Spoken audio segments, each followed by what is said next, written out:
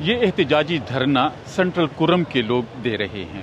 और ये धरना बुनियादी तौर के ऊपर सेंट्रल कुर्रम में एक फौजी कार्रवाई के हवाले से ही दिया जा रहा है।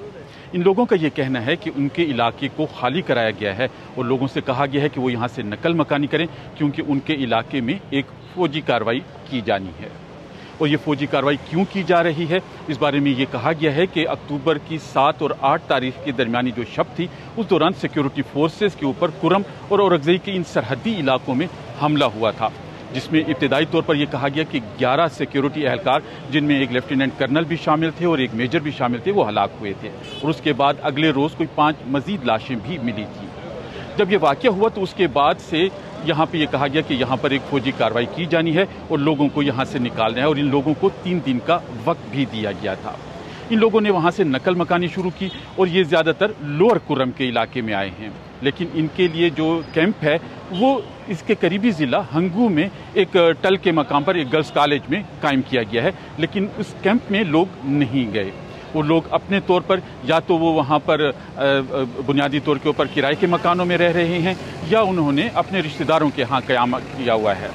इस एहतजाजी धरने में बैठे जो लोग हैं इनका ये कहना है कि उनके इलाके में ये कोई पहली मरतबा कार्रवाई नहीं की जा रही, बल्कि इससे पहले 2009 में भी यहाँ पे फौजी ऑपरेशन मुकम्मल किया गया था और उसके बाद 2017 में लोगों को वापस ये कहकर भेजा गया था कि अब ये इलाका अस्करियत पसंदों से खाली हो चुका है। लेकिन अब 2025 में एक मरतबा फिर यहाँ पे एक फौजी कार्रवाई की जा रही है।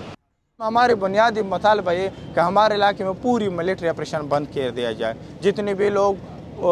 मुतासर हो चुके हैं IDPs में उसको जल्द अज जल्द अपने इलाके में वापस कर दिया जाए। आम आवाम की घरों को, आम आवाम की आबादी पर गोलाबारी बंद कर दिया जाए और हमारे इलाके में एक दायमी अमन का सूरत इख्तियार किया जाए। 2009 मिलिट्री ऑपरेशन में हमारी जितनी भी घर मसमार हो जाए, अभी तक आप लोगों ने उसका वजीफ़ा मुआवजा नहीं दिया और अब आप 2025 में हमारे फिर से वही घर आप उजाड़ रहे हैं।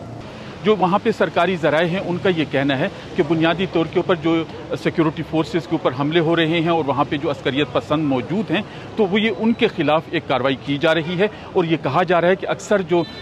अस्करियत पसंद हैं ये आम आबादी का सहारा लेकर वहाँ पे उनमें घुस जाते हैं। लेकिन जहाँ पे जो एहतजाज में बैठे लोग हैं या उन मकामी लोगों से हमारी बात हुई है तो उसने कहा जब ये नकल मकानी होती है तो वहाँ पर ये जो अस्करियत पसंद हैं वो भी मौजूद नहीं रहते, वो भी चले जाते हैं। तो इसलिए उनका ये कहना था कि इनके इलाके को